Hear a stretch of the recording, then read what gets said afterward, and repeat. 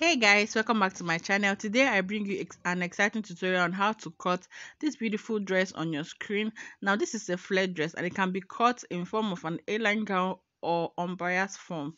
Now for me, I want to make it in a bias form, okay? And folding in bias means that you fold your fabric into two first before folding in a triangular form. Now I'm working with 2 yards of fabric, alright? So my fabric is already folded into two now. All right, you can see that I have 36. Okay, so and it's folded into two. So 36 is 1 yard, then the other one underneath is also 1 yard. So I've folded 2 yards of fabric now.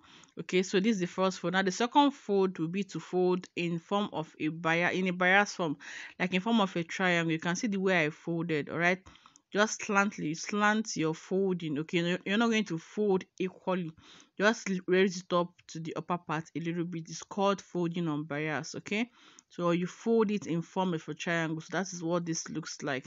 You can see. All right, so the upper part will be above the selvage of your fabric. So that's what a bias fold is being called, and it's used to achieve fullness in gowns or even tops. All right, so if you don't want to make an A line, because I actually do not want to make an A line for this particular style, so I decided to use a bias fold. Now from where the fold meets the selvage of your outfit, that's my shoulder point. So from there I'll come down for the chest line, and like we all know, the chest line is the bust measurement divided by 6 plus 2 inches. So I've marked the chest line for this particular measurement. Now the next thing I'll do would be to mark the half length. All right, so her half length for this project is 16. Then afterwards I also mark the waist to hip length. Although these things are not needed, this hip measurement is not needed because it's a flared dress. Okay, because you cut on bias, it's just going to flow out from the bust to the waist. There, to just flow out. All right, so from the shoulder line, I'll now mark the length of my dress. All right, and this varies in individuals. Okay, please choose the dress length that you are comfortable and okay with. All right, so for this particular project, I'm working with 39 inches for the length of the dress. So right here is the chest line. Please, I don't want to make my lines so visible because I'm working on the right side of my fabric, and making the line so visible would ruin the fabric. So please just make do with what I'm explaining, all right? Because I wouldn't want to leave plenty markings on this outfit. All right, now on the shoulder line, sorry guys, I'll mark half of the shoulder measurement. Now the shoulder is 18, or half of that is 9. So I also mark the same thing on the chest line and on the shoulder point. Okay, so we'll connect that into a straight line, just the way we do draft our armhole. All right, so on the chest line I also mark quarter of the bust measurement. Now we know that quarter of the bust measurement means dividing the bust measurement by 4.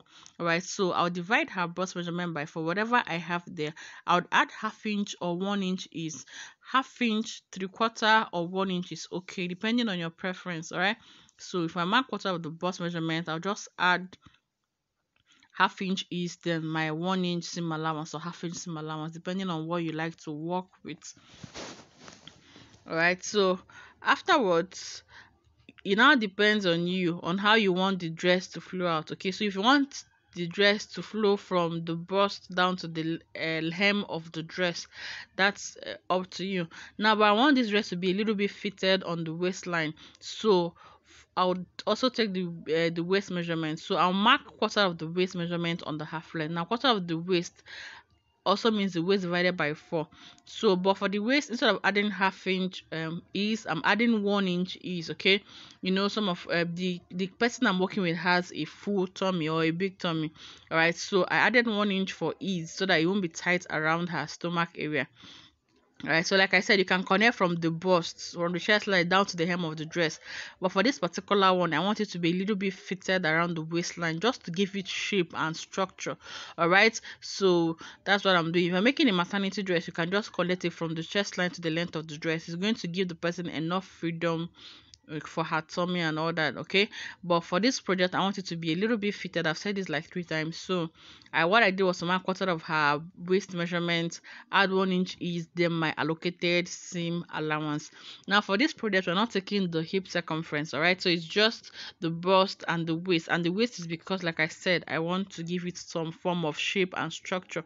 So what I'll now do is to connect from the bust to the waist measurement, right, like so. Then extend it to the length of the dress, and that is it. Okay, so that is how to do it. Just on the waistline I added 1 inch ease. Like I said, the person has a bigger tummy or a big tummy, so I wouldn't want it to be very tight on the abdomen, right? So I'll mark the neck width. The neck width I'm working with is 3.5 inches. Okay, so and this is because this dress wouldn't be having a zipper at the back. Now when you fold on bias like this, it means you're cutting the front and the back at the same time. All right, so the neck width is 3.5 and the neck depth for the back is 1 inch. Okay, so now this style, okay, has this particular design also has different styles. All right, so you can choose to come down the neckline, the front neckline, you can choose to do maybe 3 by 3.5 by 3.5. All right, if you want it to be a bit lower. All right, then from there you now mark the slit length. Okay, remember as you can see on the style, all right, it has a slit at the top at the neck area. So after marking your 3.5 by 3.5 neck width and depth, you can now come down for the slit length. But now for this product, as you can see, it has a high neck. All right, so I would maintain the same neck width for the front and the back, and that is 3.5 inches neck width and 1 inch or 1.5 inches neck depth. So after from the neck depth, I'll now come down by 7 to 9 inches, depending on your preference. 7, 8, 9. Okay, this is to give enough room for the neck to pass through, because like I said, this dress wouldn't have a zipper at the back. Now I would, from the neck width, okay, from the neck width, I will now come, then on the shoulder line I'll come down by 1/2 inch, then make my shoulder slope. All right, so afterwards I'll draft my armhole. So I'm just drafting my armhole like so. You can see, so my lines are a bit faint because like I said, I don't want to make too much markings on this fabric. This is the right side of the fabric. All right, so this is my armhole like so. So if you want a low neck, a low neckline for yours, you can come down from the shoulder line by 3.5 inches. You can do 3 by 3.5 by 3.5, then make your slits. All right, but I want, this dress is actually high, the neck is high, so I'm doing the same neck width and neck depth for the front and the back. Then in the front I'll come down by 7 or 8 inches for the neck, for the slit. Now, all right, for the length of the dress, you're going to mark it round because this fabric is folded in bias form. So the length on the left hand side and the length on the right hand side wouldn't be the same thing. So you just keep placing your tape, moving it around, and marking your required or your allocated dress length or whatever dress length you want to work with. So you can see the way I'm moving my tape around from the shoulder to the hem of the dress all around to mark the dress length I want. Then you connect the lines. Okay, so that would help you, get the nice curved line at the hem. All right, give you that beautiful curved hem. All right, so I start cutting. Just cut through the hem, then to the sides of the fabric, then come towards the waist. We curved in, we shaped the waist, okay, so that it will have shape and structure. All right, so you cut through the armhole, then we're cutting the neck depth and width for the back. Remember, it's the back and front we're cutting at the same time. Okay, so also cut through my shoulder slope. Now this process is super easy because you have already cut the front and the back as at now. Right, so I'm just opening up the sides. Okay, for the parts that I didn't cut before, I'm just opening up the sides. So this gives you the front and the back. I prefer to do this method than making an A line. All right, this gives me a fuller look, all right, for a flare. All right, so I've opened it up and I've taken out one piece. Okay, so one piece is for the front, the other piece is for the back. All right, so we'll just keep the piece that is for the back aside. Then the next thing we'll do is to work on the front.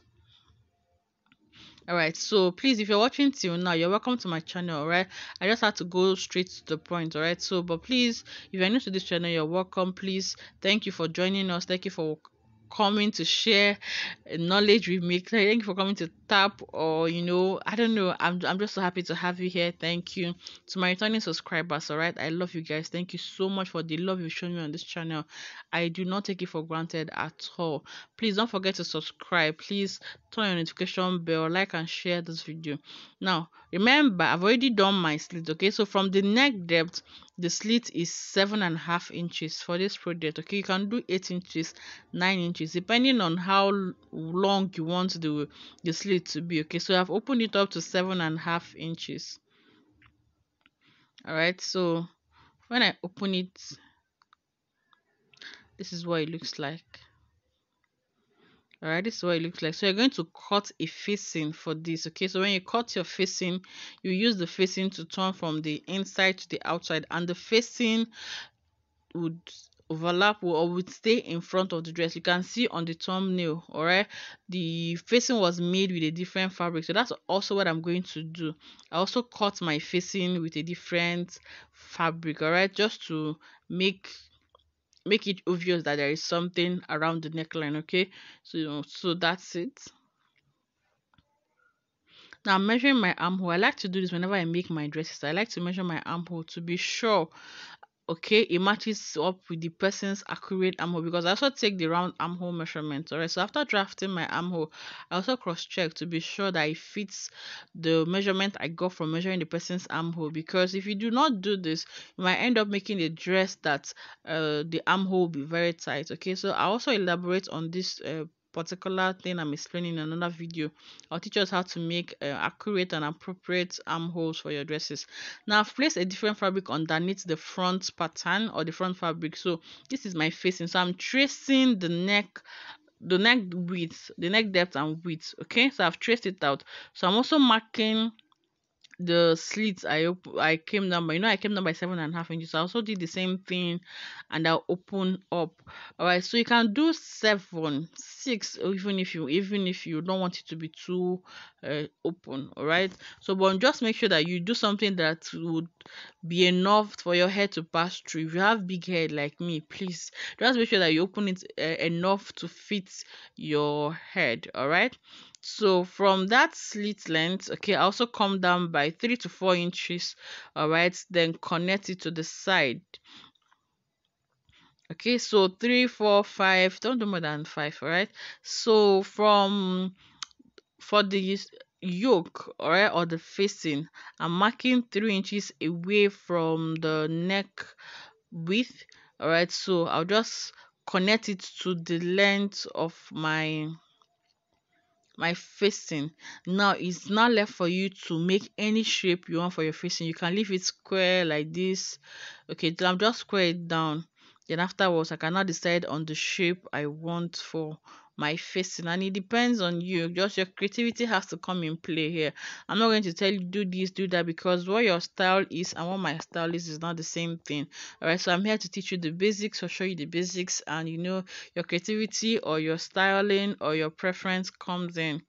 Okay, so for the shape I want for my yoke or my facing, I'm just covering it like this. I'm not taking any measurement, just covering it out like this, so to have this form of facing. Okay, so when I open it, this is what it looks like. So I also go ahead to open up the slit. Remember, I also marked the same slit length I marked on the pattern, on the front pattern. That's the same slit length I marked on the facing. Okay, so I'm opening it up right now, and that is it. So that's my facing. Okay, so I'll just show you how to attach it. Okay, so this is one of those tutorials that I'm not showing the sewing process, right? It's so easy to sew. Okay, but if this would be a problem, or if this would be a challenge, I can also make a video on how to attach the facing to the neckline. All right, so you're seeing what I'm doing here. Just watch. Okay, the wrong side of the fabric should not look okay. You see what I've illustrated now? So the right side of your facing is supposed to face the wrong side of your dress, or your so that when you turn, the right side of the facing will be on the right side of the dress. It's supposed to be like this. Okay, by the time I'm done sewing, everything's supposed to lay like this. So the right side of your facing would face the wrong side of your pattern or your fabric, so that when you sew round the neck width and through the facing, it will come in front. So this is what it looks like. I couldn't get a clear shot because I was such in a hurry to deliver the outfit, but this is what it looks like after sewing. Right, so if you have issues with turning the facing, okay, please, you can do that in the comment. You can request for it in the comment section, and I'll make a video on that. So thank you for joining me. I love you.